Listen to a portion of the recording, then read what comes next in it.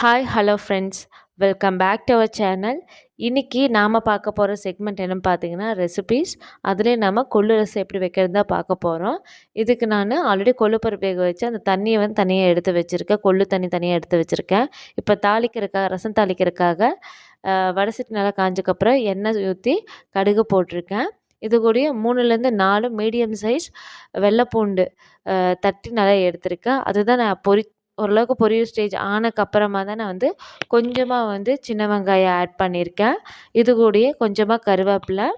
இதுக்கு நான் வந்து மிளகாய் வந்து ப்ரிஃபர் பண்ணல. ஏன்னா நம்ம மசாலாஸ் ஆட் பண்ணுறனால நான் வந்து மிளகாய் வந்து இதில் ஆட் பண்ணல.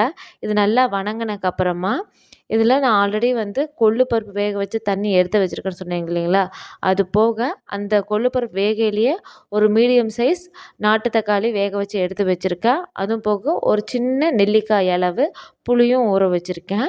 ஏன்னா இது ரெண்டுமே வந்து உங்களுக்கு புளிப்பும் ஆட் பண்ணி கொடுக்கும், அதே மாதிரி ஃப்ளேவரும் எடுத்து கொடுக்கும். கொள்ளோட ஃப்ளேவரும் நமக்கு எச்சா எடுத்து கொடுக்கும். இப்போது இந்த ஸ்டேஜில் நான் ஃபஸ்ட்டு வந்து கொள்ளு தண்ணி ஆட் பண்ணியிருக்கேன். இது லைட்டாக வந்து சூடு பிடிக்க ஆரம்பிக்கணும். சுடு சுடு இருந்தாலும் இந்த தாளிப்போடு சேர்ந்து லைட்டாக வந்து சூடு பிடிக்கிற டைமில் தான் வந்து நம்ம ஆல்ரெடி தக்காளி வந்து வேக வச்சு வச்சுருக்கோம் இல்லைங்களா, அதோட மேல் தோலை மட்டும் தனியாக எடுத்துட்டு அந்த தக்காளி டேரெக்டாக தான் நான் கசக்கி விட போகிறேன். இல்லை எங்களுக்கு வந்து தக்காளியோட சாறு மட்டும் போதும்னு நினச்சிங்கன்னா அதை மட்டும் இது பண்ணிக்கலாம். நான் சதையோடு சேர்த்து இது பண்ணுறேன். சென்டர் பார்ட் மட்டும் நான் தனியாக எடுத்துடுறேன். அது போட்டால் நம்மளுக்கு ரொம்பவே இதாக இருக்கும். சிலர் வந்து அதுவும் ஆட் பண்ணுவீங்க. ஸோ நான் சென்டர் பார்ட் மட்டும் எடுத்துகிட்டு மற்ற இதெல்லாம் வெந்த அந்த சதையெல்லாம் வந்து ஆட் பண்ணியிருக்கேன்.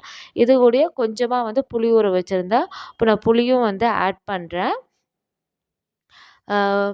புளி ஆட் பண்ணிவிட்டு நம்ம மெயினாக நோட் பண்ண வேண்டியது என்னன்னு சொல்லி கேட்டிங்கன்னா, மற்ற ரசம்லாம் நீங்கள் பண்ணும்போது லைட்டாக அந்த கொதிக்கிற ஸ்டேஜ் வந்து நம்ம ஆஃப் பண்ணிடுவோம். ஆனால் இந்த கொள்ளு ரசத்தை பொறுத்தளவு பார்த்திங்கன்னா, எந்த அளவுக்கு நம்ம ஒரு கொதி விட்டு எடுக்கிறோமோ அந்தளவுக்கு எல்லா சாறுமே வந்து நம்மளுக்கு இறங்கி நல்லாயிருக்கும். கொள்ளு ரசம் மோஸ்ட்லி வந்து சளி பிடிச்ச காய்ச்சல் வந்தால் அந்த டைம் மட்டும் இல்லாமல் weekly once at least 10 days once ஆச்சு எல்லாருமே எடுத்துக்கலாம், சின்னவங்கலேருந்து பெரியவங்க வரைக்குமே. இந்த கொள்ளு ரசமாகட்டும், கொள்ளு பருப்பு பண்ணையில் ஆகட்டும், நம்ம ஃபோக்கஸ் பண்ண வேண்டியது பார்த்திங்கன்னா தாளிப்பு தான். இப்போது இது கூடயே வந்து நான் வீட்டில் அரைச்ச ரசப்பொடி 2 ஸ்பூன் ஆட் பண்ணியிருக்கேன்.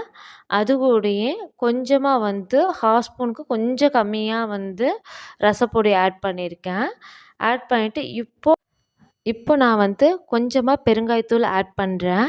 பெருங்காயம் வந்து நீங்கள் நார்மலாக போட கொஞ்சம் இது ஒரு பிஞ்ச் அதிகமாகவே போடுங்க. ஏன்னா கொள்ளு ரசத்துலேயும் சரி, கொள்ளு பருப்புலேயும் சரி கொஞ்சம் கேஸ் ஃபார்ம் ஆகும் அந்த மாதிரி ப்ராப்ளம் இருக்குன்னா கொஞ்சம் நம்ம பெருங்காயம் அதிகமாக சேர்த்திக்கலாம். உடம்புக்கும் நல்லது தான்.